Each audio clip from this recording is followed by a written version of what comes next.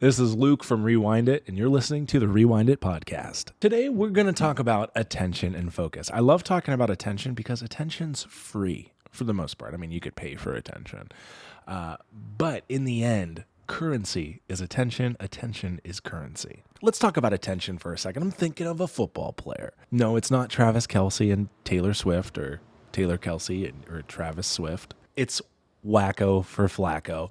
Joe the man Flacco. Everyone's talking about like, whoa, Joe Flacco's really good. For those that don't follow football, the Cleveland Browns, their starting quarterback got hurt, their backup quarterback got hurt, and then their third string quarterback got hurt. Then comes Joe Flacco.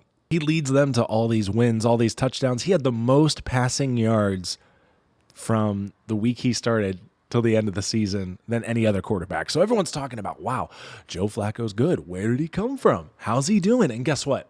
Joe Flacco was drafted in 2008 by the Baltimore Ravens. He's been around. He led the Ravens to a Super Bowl, 3 AFC championships, then he was to the Jets, and then he was on the Broncos, and then he was on the Eagles, then back to the Jets. Here's where it gets interesting. Aaron Rodgers, quarterback for the Jets, gets hurt. They don't call Joe Flacco as a backup. I read somewhere where he reached out to them and they said, no thanks. And then the Browns, they had been winning games. Everyone was hurt. Literally, if you wrote a book about the Cleveland Browns season, it'd be called Everyone's Hurt. And that's where Joe Flacco comes in. He came in and led the team to the playoffs. Not only led the team to the playoffs, but he dominated. He was on the Baltimore Ravens for 10 years. But yet people are talking about him now like, whoa, I didn't know he was that good. Is he really that good? He had some injury. He didn't have the best record with the Jets. I believe that he was 1-8, 6 touchdowns, 3 interceptions, something like that. Don't quote me on it. They're talking now like, wow, Joe Flacco is an elite QB. I'll tell you what, as a Browns fan, facing against him in the Baltimore Ravens, I knew he was an elite QB then. I think a lot of people did. But why are they talking about it now? Because of attention. The focus is on him. He was counted out, and he's back just slinging the ball down the field. Why am I talking about Joe Flacco, and why am I Wacko for Flacco? Because his whole story, it means you're not done until you're dead. And I think that's exciting, encouraging, and scary, and truthful, and all the above. For a while, he had negative attention, and then he had no attention because he wasn't on a team. And unfortunately, how society works is they only focus on certain people when they're in the spotlight. Now that Joe Flacco's back, we're all Wacko for Flacco, and he's leading the Browns to a playoff game this weekend against the Houston Texans. Anyways, I'm a Browns fan if you couldn't tell. It got me thinking with the whole presence of Joe Flacco and how they're portraying him, because he's 38 years old and they're talking about how old he is. And I'm like, I'm 37. There is no way that is old. I know I'm old, but I'm not boomer old. But then I wake up in the morning and my back tells me I'm old, and my hips and my knees and all my joints.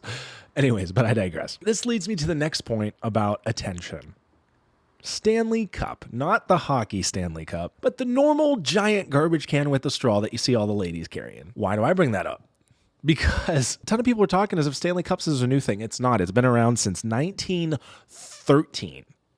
111 years ago. But because of social media influencers, a lot of people are seeing it for the first time going, oh, I want one. Oh my goodness. And it's all about attention. I read a post where it said, it's not about what you offer, it's about who you're in front of. And what Stanley Cup did is they got in front of a new audience and they blew up. And that's the exact same way that happened with Joe Flacco. He's in front of a new audience.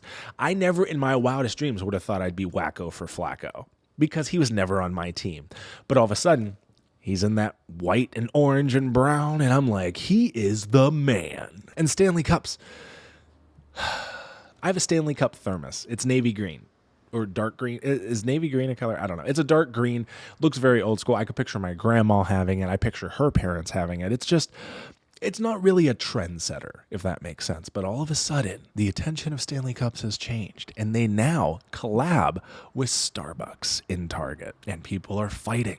They're throwing bows to get a cup that's been around for a long time.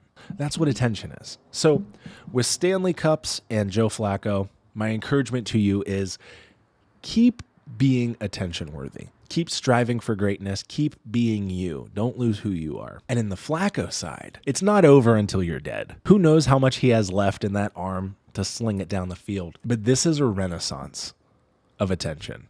How is this going to be a renaissance of attention for you? Are you going to be different, better, different and better, or different but better? All the above. Who knows? But it's exciting and it's encouraging. K-Love. In the world of social media, attention is free. You don't have to pay. I mean, you have to pay to play if you want to be guaranteed to be placed in front of people, but you don't have to. And that's what I love. From YouTube, from the very beginning, it leveled the playing field where anyone can make anything and put it out there for the world to see. Yeah, granted, it's a lot nicer probably to have a huge following so they all see it and then they share it, but attention is attention.